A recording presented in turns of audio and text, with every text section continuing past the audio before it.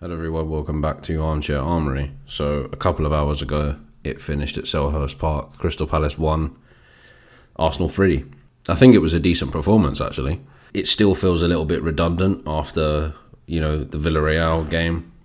But because of the results in and around us, we have a chance of potentially finishing in at least the Europa League conference position, which I don't really know how I feel about that at the moment. I mean, any European football is good, I suppose, but I don't know if I can put up with an extra load of games on top of the Europa League as well.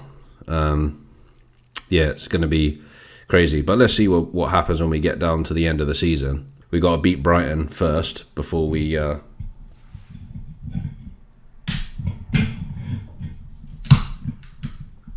we got to beat Brighton first before we even think about that, and hope that, other teams do us a favour. So but in general, I thought it was, for the most part, a decent performance. I think we had a nervy second half. I think Palace came out with a lot of fight because today was Roy Hodgson's last game in charge. He announced today or yesterday that he'll be leaving at the end of the season. So I think they felt, we don't want to go. We want to give the boss a send off. His last home game, we want to give him a send off, and they did. They did give us a good go in the second half, particularly in the last 20 minutes. In terms of how the game started, I think the lineup was pretty decent. I was really happy with the lineup. We had Leno in goal, Tierney at left back, centre backs Rob Holding and Gabriel, Callum Chambers at right back, Bukayo Saka at the left side of midfield. We had Pepe on the right, Partey and El Neni in the centre, Emil Smith-Rowe as the number 10, and Aubameyang up top. Personally, I would have had Cedric at right back if it was up to me. But still, I thought it was a decent lineup. I didn't have any complaints about the lineup. I normally don't anyway, because it's normally kind of like, I'm not a football manager, so what would I know? We started off quite brightly. We looked like we wanted to win the game, which is, again, what's going to happen between now and the end of the season is that every Arsenal fan is going to say, oh, why didn't you do that against Villarreal? And we wouldn't have been in this situation, Partey was really good today. Partey, but the players that stood out for me today were Holding, Tierney, Saka, Smith-Rowe, Partey, and Pepe. Oh, and Martinelli did okay as well. So we took the lead just before half time through Pepe, and it was a brilliant move, to be honest. It was a run down the left from Saka. It was a 1-2 with Tierney. The ball gets back to Saka. He lays off a brilliant backheel pass that goes through to Tierney. Tierney puts in the cross. Pepe arrives late with the volley, 1-0. Brilliant Arsenal goal. So we go in at half time, 1-0, and I think by that point we're thinking, not too bad. Come out in the second half, and as I said, Palace went for it pretty much. And then just after the hour mark, they scored. They had a free. I think Partey gave away a free kick just outside the area. It was whipped in by Townsend, and then it was headed in by Benteke straight after that. Controversially, as Benteke was one of two Crystal Palace players that probably shouldn't have been on the pitch, particularly Schlupp. Like Schlupp stamped on, I think it was Tierney, early in the first half, and Anthony Taylor, the referee, only deemed it a yellow card. As usual, when it comes to Arsenal, the decisions never go our way for some reason, but still, we carry on. I'm not going to complain about it. We carry on. So we're 1-1, and Roy Hodgson did a kind of like farewell to the Crystal Palace fans after the game, and he said during that speech that he thinks there were points where we could have won the game. So they had a header from Jordan Ayew go over, they had another header from Benteke go over.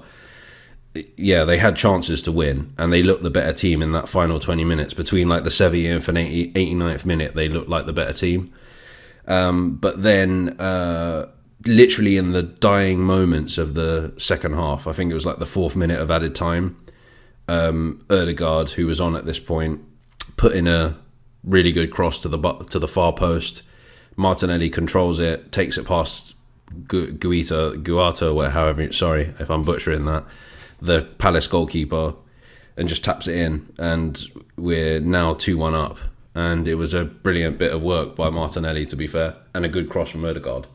So you're thinking at this point, 2-1, we should get out of here. It's all about game management now.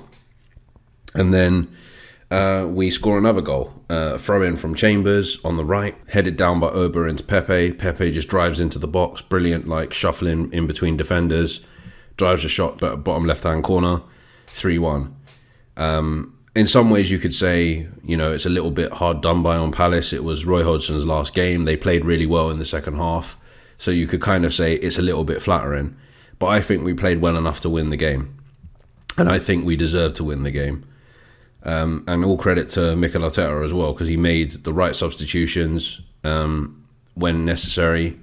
He brought on players that impact players in good time, people like Martinelli, for example, and Odegaard he brought on. So yeah, he seems to have made a couple of good decisions today. It all rests on Brighton. Let's see where we finish. That's all I can say, really. There's nothing more I can say other than that. So yeah, that's it. It was a good win today. I enjoyed the game. It was very, very end-to-end. It was quite exciting. It looks like the last day of the season is going to be exciting as well. So yeah, unfortunately, I won't be able to do a review of Brighton, of the final game. So I will be following it closely, as close as I can. But I won't be able to do a video, unfortunately, because I will be out of my area where I live and won't have the facilities to record. So unfortunately, in my first season of doing Armchair Armory, I won't be doing one for the last day of the season, but I'll be back in a couple of weeks' time to do a kind of wrap up of the season and talking about like the high points and the low points and my opinion on those, and my opinion on where we should be going, or what might happen over the summer and what might happen next season. But yeah, there'll still be a preview. There'll still be a game of me playing as Arsenal against Brighton, so you'll get to see that at least with a little bit of voiceover. So yeah, thank you for listening. Please like and subscribe if you're new around here. I'm new to this, so the more support I can get, the better. But yeah, check back soon. Take care. Stay safe. This is Deepeye signing out.